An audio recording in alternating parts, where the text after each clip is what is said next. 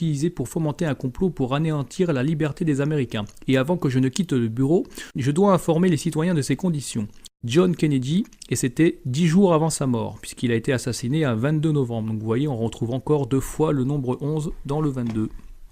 Le but des Rockefeller et de leurs alliés est de créer un gouvernement mondial unique combinant le supercapitalisme et le communisme sous la même bannière et sous leur contrôle. Un peu plus loin, est-ce que j'entends par là une conspiration? Oui, en effet. Je suis convaincu qu'il y a un tel complot d'envergure internationale en planification depuis plusieurs générations et de nature incroyablement maléfique. Lawrence Patton MacDonald, qui a été assassiné également.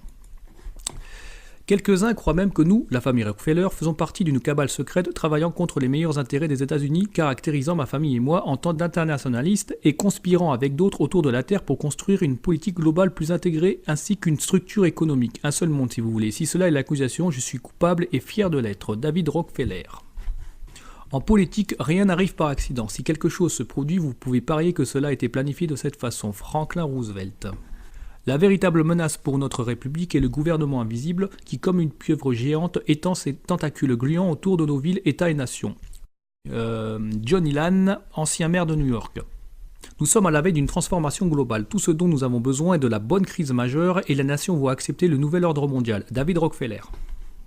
Le monde peut par conséquent saisir cette opportunité pour remplir la promesse de longue date d'un nouvel ordre mondial où des nations diverses sont rassemblées dans une cause commune pour accomplir les aspirations universelles de l'humanité. George Bush père. Donc ça a été prononcé le 11 septembre 91. Donc vous voyez, ça porte encore les marques d'un rituel. L'individu est handicapé en se retrouvant face à face avec une conspiration si monstrueuse qu'il ne peut croire qu'elle existe. John Edgar Hoover, ancien directeur du FBI. Il est une chance que les gens de la nation ne comprennent pas notre système bancaire et monétaire, parce que si tel était le cas, je crois qu'il y aurait une révolution avant demain matin. Henry Ford. Donc voilà, je me suis arrêté là, mais évidemment, vous avez bien d'autres citations. Donc on va passer à la suite, et on va terminer. La manipulation est absolument partout. Tout à l'heure, je parlais des dollars américains, mais il suffit de regarder les billets d'euros. Vous savez, concernant les messages subliminaux, ça apparaît sur tous les billets, sur le billet de 5, de 10, de 20, de 50, de 100, de 200 et de 500. C'est sous nos yeux, quoi. Il suffit de regarder, il suffit d'être attentif et de regarder. On a quoi sur les billets d'euros? On a l'Europe, donc qui est à droite, et on a un pont. À votre avis, pourquoi c'est là? Et surtout, qu'est-ce que vous avez de l'autre côté du pont? C'est très simple. De l'autre côté, ce sont les États-Unis d'Amérique. Ce qui est symbolisé avec ce pont, c'est tout simplement le traité transatlantique. Le traité transatlantique, c'est quoi? C'est la ratification de l'Europe aux États-Unis d'Amérique. Autrement dit, c'est un traité qui donne l'accord aux États-Unis pour dépecer l'Europe de tous ses biens et de ses richesses. Donc, à terme, c'est la disparition totale des diversités, des cultures, pour faire un seul bloc. Donc, ça passe par la carte à 13 régions, donc au nombre 13, et la disparition de tout ce qu'il y a en France. Puisque la crise économique oblige, il faut bien continuer à prendre l'argent là où il en reste. Tout sera vendu et racheté par les États-Unis.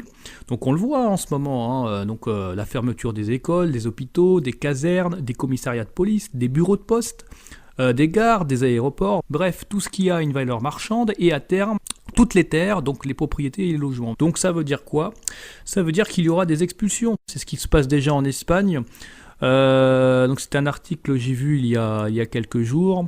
Donc vous avez la banque Santander, donc la banque de Satan, qui je crois a vendu, donc si je me souviens bien, a vendu ses logements, une partie de ses logements, à un grand groupe américain, une banque américaine. Et en fait, depuis que ce grand groupe américain est propriétaire, ça veut dire qu'ils font ce qu'ils veulent. Les nouveaux propriétaires font ce qu'ils veulent. Donc ils expulsent les gens. Et c'est exactement ce qui va se passer demain en France. Non, parce que si vous pensez être à l'abri, je vous le dis direct, messieurs et mesdames, vous allez être rincés. C'est clair et net. Ils vont pas se gêner en face. En 2015 sera créé un grand marché transatlantique qui détruira les droits sociaux et démocratiques pour le plus grand profit des multinationales. Mais c'est exactement ça. Vous allez voir que les allocations chômage et familiales vont disparaître. Donc les gens devront obligatoirement travailler pour survivre. Mais ça va être la guerre, puisque comme vous le savez, en ce moment tous les emplois sont en train d'être détruits. Ça veut dire quoi? Ça veut dire que les gens vont se battre pour faire la prostituée. Parce que le travail, ce n'est rien d'autre que de la prostitution et de l'esclavage, c'est tout. Les gens travaillent parce qu'ils sont obligés, mais si vous leur posez la question, si vous regardez bien, mais c'est absolument inhumain. que ce soit d'un point de vue moral, éthique. En plus, il faut faire de plus en plus d'heures pour être de moins en moins payé et de plus en plus endetté. Très souvent pour faire un job qui n'a absolument mais aucun intérêt, absolument aucun intérêt. Il y aurait de quoi faire une vidéo de 3 heures rien que pour discuter du point de vue moral et éthique. Enfin bref. Donc voilà, j'en ai terminé pour aujourd'hui. Je crois que j'en ai assez dit. En tout cas, j'en ai largement dit assez pour normalement vous convaincre. Reste à savoir si vous allez maintenant accepter ou pas. Parce que quand je parle de complot traité transatlantique, je ne suis pas en train de parler d'un concept ou d'une théorie là. Je parle de choses concrètes qui se passent sous nos yeux. Et que certains d'entre vous qui ne voulaient pas admettre que le complot existe, qu'est-ce que vous voulez que je vous dise? Bon allez, j'en ai terminé. Je vous laisse, je vous remercie et je vous dis donc à une prochaine vidéo.